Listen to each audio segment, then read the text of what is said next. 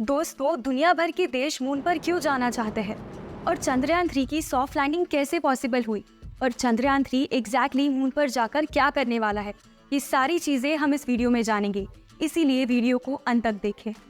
1960s में जब भारत अपने स्पेस प्रोग्राम के बारे में सोच रहा था, तब बाकी देशों का यह कहना था कि भारत जैसी कंट्री जिसमें ऑलरेडी इतने फाइनेंशियल प्रॉब्लम्स है, वो भला स्पेस की फील्ड में कैसे डेवलप कर सकती है।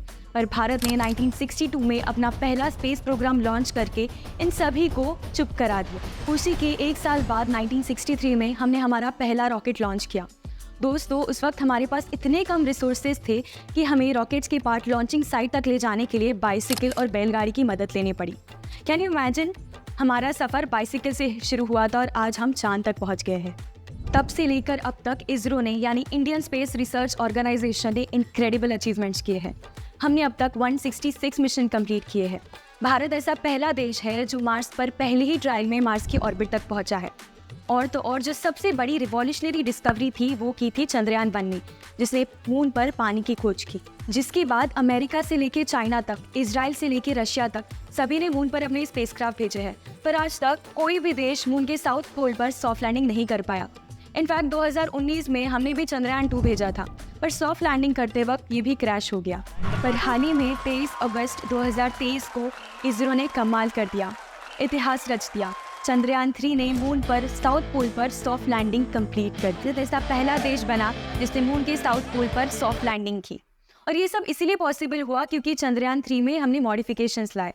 इसरो के साइंटिस्ट ने चंद्रयान 2 की गलतियों से सीखा और चंद्रयान 3 में कुछ मॉडिफिकेशंस लाए, जिसमें पहला मॉडिफिकेशन था कि चंद्रयान 3 के लैंडर को और भी मजबूत बनाया गया ताकि उसकी क्रैशिंग के चांसेस बहुत कम हो। दूसरा था कि उसकी लॉन्चिंग स्पेस को और भी बढ़ाया गया। तीसरा था कि उसकी फ्यूल कैपेसिटी को भी बढ़ाया गया। इन सारी चीज़ों से सॉफ्ट लैंडिंग में मदद हुई। चंद्रयान 3 14 जुलाई 2023 को लॉन्च हुआ था। ये 3 मेन पार्ट से बनता है। पहला है विक्रम नाम का लैंडर, ये 1750 किलोग्राम इसका वजन है। दूसरा है प्रज्ञान नाम का रोवर, ये 4 पहियों वाली एक रोबोटिक मशीन है जो लैंडर से उतरने के बाद मून की सरफेस से सॉइल की सैंपल्स कलेक्ट करेगी, फोटोज क्लिक करेगी, बेसिकली मून की सरफेस को एक्सप्लोर करेगी। तीसरा है प्रोपल्शन मॉड्यूल। जब लैंडर और रोवर इस मॉड्यूल से सेपरेट होकर मून की सरफेस पे जाएगा तो ये प्रोपल्शन मॉड्यूल किसी सैटेलाइट की तरह चांद के 3 से 4 महीनों तक चक्कर काटेगा। जब प्रज्ञान रोवर मून से डेटा कलेक्ट करेगा तो ये डेटा इलेक्ट्रोमैग्नेटिक वेव्स की मदद से प्रोपल्शन मॉड्यूल के पास जाएगा और ये मॉड्यूल वही डेटा इसरो को ट्रांसमिट करेगा। बेसिकली प्रोपल्शन मॉड्यूल एक कनेक्टिंग लिंक है इसरो और रोवर के बीच। इस लैंडर और रोवर में कुछ इंस्ट्रूमेंट्स इंस्टॉल किए गए हैं। पहला है INSA, ये मून की सेस्मिक एक्टिविटी, मून पर होने वाले कंपन और मून क्वेक्स को डिटेक्ट करता है। दूसरा है APX, ये मून पर मिलने वाले रेयर एलिमेंट्स को खोज करता है।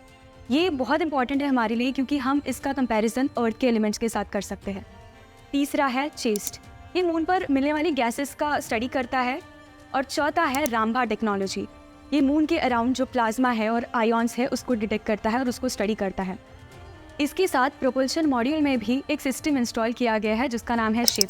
ये शिप एक्सोप्लैनेट्स को स्टडी करता है, उस प्लैनेट्स और अर्थ में क्या क्या सिमिलैरिटी है उसे भी वो डिटेक्ट करता है। दोस्तों, ये सारी चीज़ें करने के लिए चंद्रयान 3 के पास महज 14 दिन है, क्योंकि 14 दिन बाद शुरू होंगे लूनार नाइट्स। चंद्रयान 3 में जितने भी इंस्ट्रूमेंट्स इंस्टॉल किए गए हैं वो बस लूनार डे में काम कर सकते हैं, क्योंकि चांद पर लूनार नाइट्स आने के बाद टेम्परेचर बहुत गिर जाता है, इतना गिर जाता है कि कोई भी मशीन काम नहीं कर सकती। पर दोस्तों, सारे ही देश मून के साउथ पोल पर क्यों जाना चाहते हैं? क्योंकि मून के साउथ पोल पर ऐसे कुछ क्रेटर्स हैं जहां पर बिलियन ईयर्स से सनलाइट नहीं पहुंची है। इसीलिए ज़्यादा से ज़्यादा पॉसिबिलिटी है कि उन क्रेटर्स में हमें वाटर मिले ट्रैप मॉलिक्यूल्स के फॉर्म में, आइस के फॉर्म में। और ये मॉलिक्यूल्स बहुत इंपॉर्टेंट है रॉकेट फ्यूल के बनने में, क्योंकि रॉकेट फ्यूल बनता है 2 एलिमेंट से, लिक्विड हाइड्रोजन और लिक्विड ऑक्सीजन। इसीलिए साउथ पोल पर जाने की रेस सबको लगी है। मून हमारे सबसे पास की सेलेस्टियल बॉडी है, ये एक ब्रिज बन सकती है हमारे और स्पेस मिशंस के बीच। हम डिफरेंट एक्सोप्लैनेट्स को भी खोज सकते हैं मून की मदद से।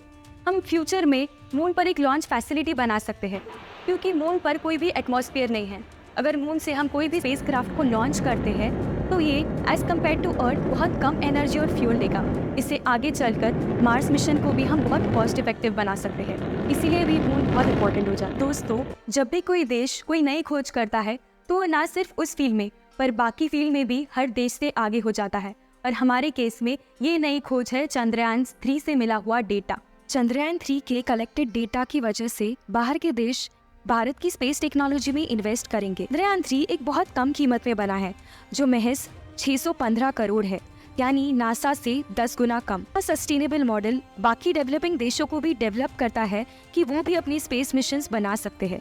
चंद्रयान 3 की सबसे खास बात यह है कि इसके रोवर की व्हील्स में भारत का नेशनल एम्ब्लेम और इसरो का सिंबल है, यानी जहाँ जहाँ ये रोवर मून की सरफेस पे जाएगा वहाँ वहाँ हमारे भारत का सिंबल रिप्रेजेंट होगा, which is an incredible way to mark India's presence on the moon. Chandrayaan 3 बस एक मिशन नहीं है, ये एक इमोशन है हम सब भारतीयों के लिए। Thank you ISRO for making us proud.